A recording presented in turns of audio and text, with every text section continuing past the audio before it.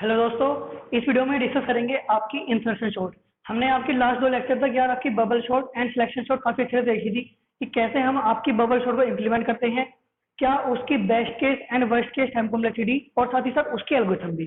ठीक है, तो यार सेम हम उसी तरह यहाँ पे इंसर्शन शॉट देखेंगे। तो ध्यान से समझेंगे कि इंसर्शन शॉट आपकी काम करती कैसे है।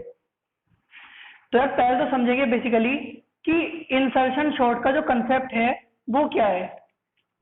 ठीक है यार, इंसर्शन शॉट स्टार्ट करने से पहले आप सभी से एक रिक्वेस्ट है कि अगर आपने अब तक यार चैनल को सब्सक्राइब नहीं किया है तो प्लीज चैनल को सब्सक्राइब कर लें और साथ ही साथ नोटिफिकेशन बेल आइकन को भी प्रेस कर लें, जिससे कि आपको लेटेस्ट नोटिफिकेशन की अपडेट टाइम टाइम मिलती रहे। ठीक है, तो यार सबसे पहले बात आती है कि इंसर्शन शॉट का जो कंसेप्ट है वो आया कहाँ से।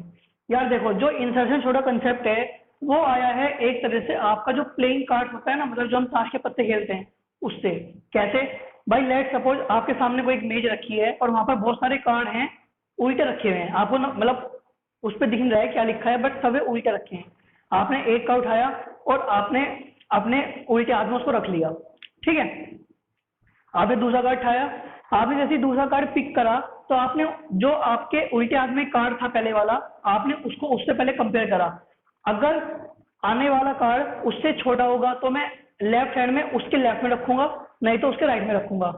ठीक है, अब हुआ क्या, जब मेरे हाथ में 2 कार्ड हो गए लेफ्ट हैंड साइड में तो वे दोनों शॉर्टेड हैं, मतलब वे दोनों एक पर्टिकुलर ऑर्डर में अरेंज हैं। जब तीसरा कार्ड आएगा तो पहले मैं तीसरे को इधर जो दोनों कार्ड हैं उनसे कंपेयर करूंगा कि उसको मैं मतलब सबसे पहली पोजीशन में रखूं, दूसरे में रखूं या तीसरे में रखूं। ठीक है, मतलब जो भी आपके पास नया एलिमेंट आएगा, आप जो पहली मेरे पास उल्टे हाथ में जितने भी कार्ड्स रहेंगे मैं उन सबसे उसको कंपेयर करूंगा और उसकी एग्जैक्ट पोजीशन निकालने की कोशिश करूंगा। देन जो उसकी एग्जैक्ट पोजीशन आएगी वहां पर जाकर उसको वहां पर मैं रखूंगा।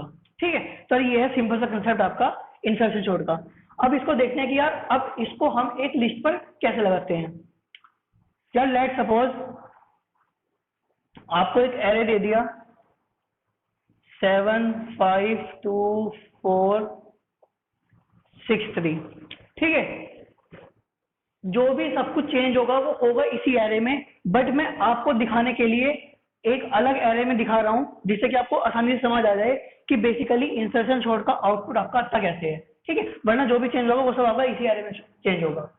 अब देखो हम करते क्या है, इस एलिमेंट को मैं आपका अभी एज इट इज उतार लेता हूँ। ठीक है, जो इसमें आपका लूप स्टार्ट होता है एरे में वो होता है आपके सेकंड इंडेक्स से, मतलब यहां से लेके यहां तक आपका पूरा लूप चलेगा। आपके पास एलिमेंट क्या आया 5। अब 5 ये एक कार्ड मानो कि जो आपने कार्ड पिक करा और ये कार्ड वो है जो आपके लेफ्ट हैंड में है। आपने पहले 5 को कंपेयर करा 7 से। जब पहले आप मैं इसकी इंडेक्स अलग अलग बना देता हूँ। जब मैंने 5 को 7 से कंपेयर करा तो मुझे पता लगा कि 5 छोटा है 7 बड़ा है, मतलब 5 पहले आएगा 7 उसके बाद आएगा।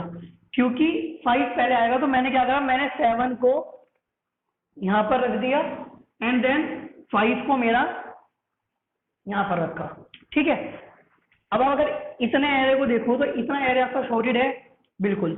अब जैसे आपका 2 आया तो आप क्या करोगे, पहले आपने 2 को कंपेरिजन करा इससे 7 से, तो आपको पता लगा कि 2 छोटा है तो 2 पहले आएगा, मतलब 7 को मैंने एक आगे शिफ्ट कर दिया।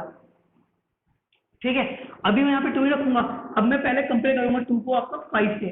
मैंने जब 2 को 5 से कंपेयर करा तो मैंने देखा यार कि 2 5 से भी छोटा है, तो 5 आपका दोबारा आगे आएगा, मतलब 5 आपका यहाँ पर आ गया एंड अब 2 को मैं यहाँ पर रखूंगा।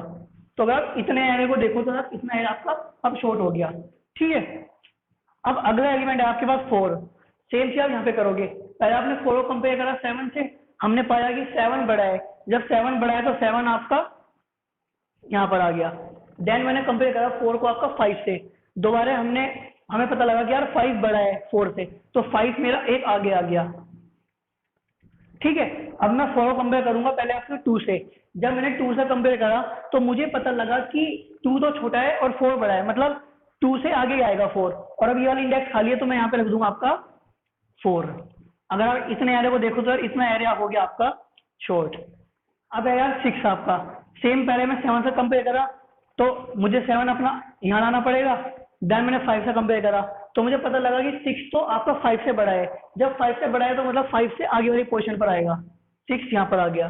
ठीक है, अब 3 पाया तो मैंने पहले 3 को 7 से कंपेयर करा तो 7 आपका यहाँ पर चला गया, 6 से कंपेयर करा तो 6 यहाँ पर आ गया, 5 से कंपेयर करा तो 5 यहाँ पर आ गया, 4 से कंपेयर करा 4 यहाँ आ गया, 2 से कंपेयर करा तो पता लगा कि 3 तो 2 से बड़ा है, तो मतलब 3 आपका यहाँ पर आ गया।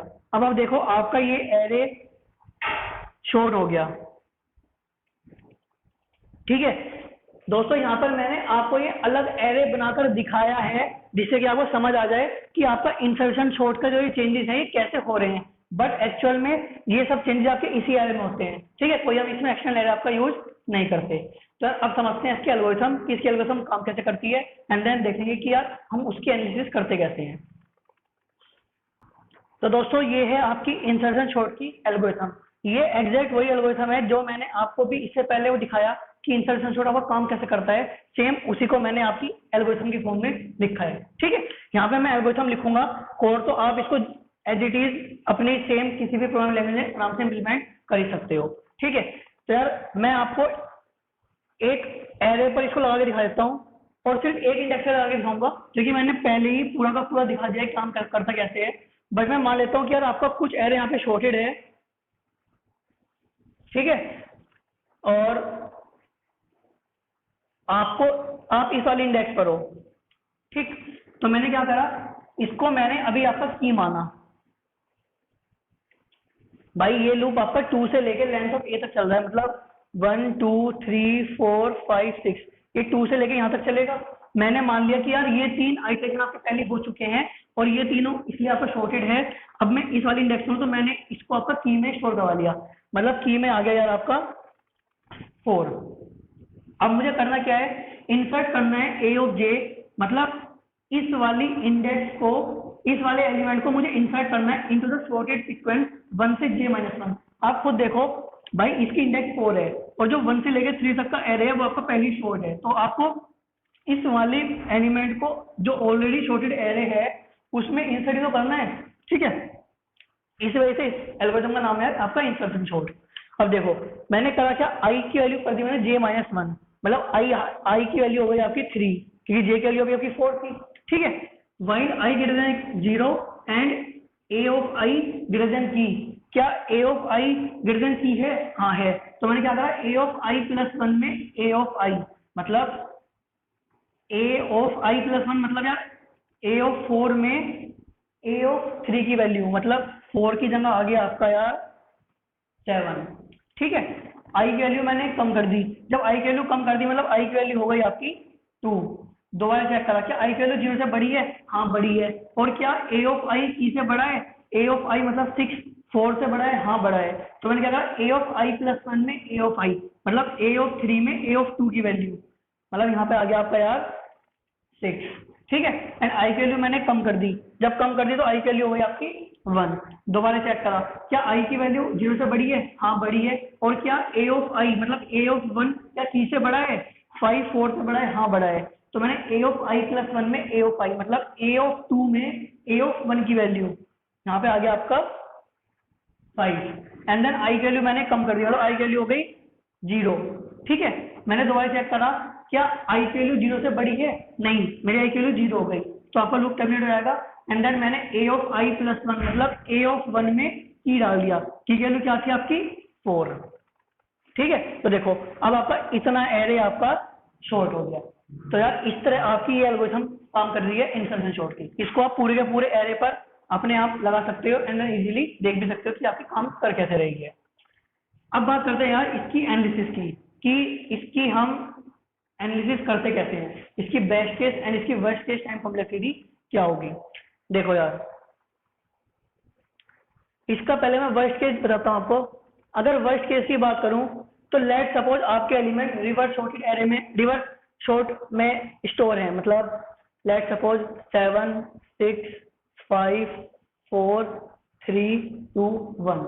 ठीक है, अब देखो इसके लिए अगर मैं वर्स्ट केस की बात करूं तो यार एक तो आपको जो लूप लगाना पड़ रहा है ये वाला, ये 2 से लेके यहां तक लग रहा है। ठीक है, मतलब जो 2 से लेके लेंथ ऑफ ए तक लग रहा है ये भी आपका एन टाइम चल रहा है लूप। ठीक है, और अगर मैं इसके वर्स्ट केस की बात करूं, मतलब जब मैं सबसे आखिरी इंडेक्स पर होऊंगा, तो आप खुद बताओ जब मैं सबसे आखिरी इंडेक्स पर हूँगा तो यार उस समय मेरा इतना एरे शॉर्ट हो चुका होगा, मतलब 2 3 4 5 6 7 हो चुका होगा, इतना एरे पहले ही शॉर्ट।